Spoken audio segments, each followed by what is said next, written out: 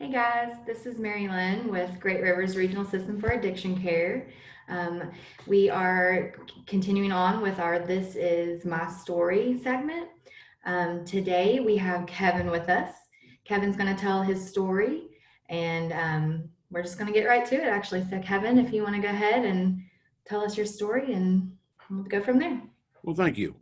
My name's Kevin, and I'm a peer recovery coach at the Huntington City Mission.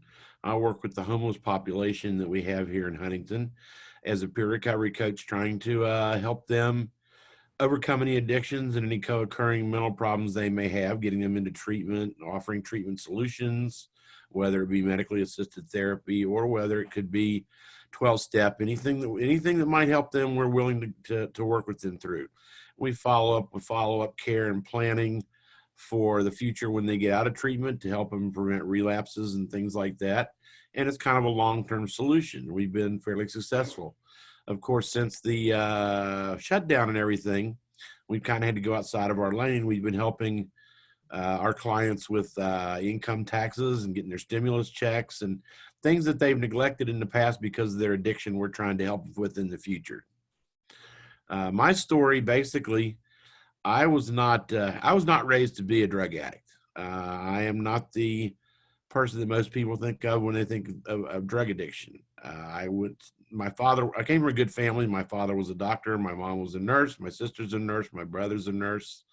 I got into technical computers just because I wasn't in the medical profession. I got my bachelor's degree in business management from Marshall, and I worked my way through about 20 years as an IT business analyst. And I had a good job, was making good money. I had a house, I had a car. I also had a long-term pain pill addiction. Had that for many, many years. And I was a functional addict until I wasn't functional anymore. I had a life-changing experience. My father passed away, and concurrently with that, I was not able to get any more of the pain pills that I was relying on, that I was getting from off the street and other places. And that sent me right on to addiction or to heroin.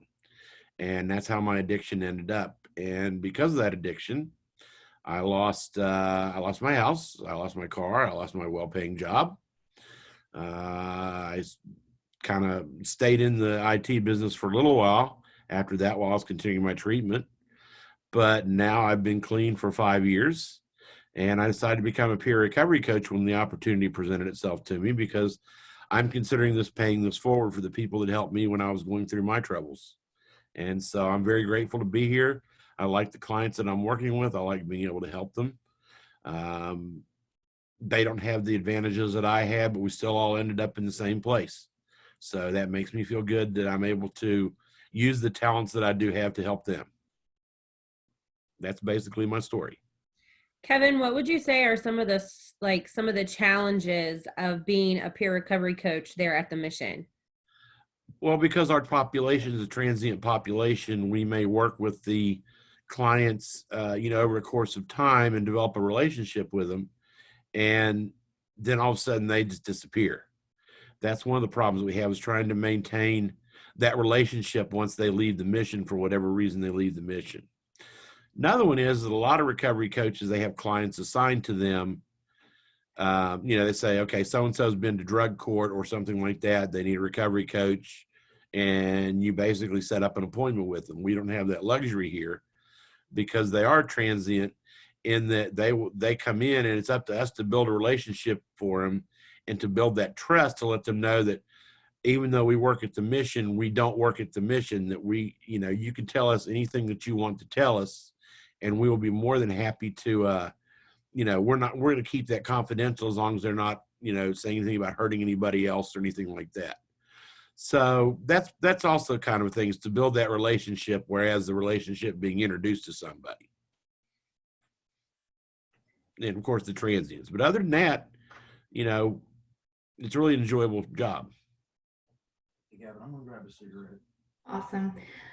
Kevin, thank you so much for taking the time to share your personal story with us. We really appreciate it. And thank you for your hard work and dedication there. And if you all need to reach out to Kevin or anyone at the mission, just let us know, reach out to our Facebook page.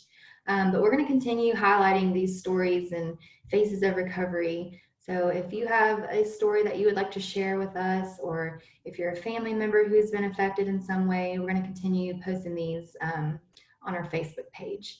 So if you want to participate in that, feel free to reach out to us. And Kevin, we thank you again for sharing your story. Thank you for giving me the opportunity.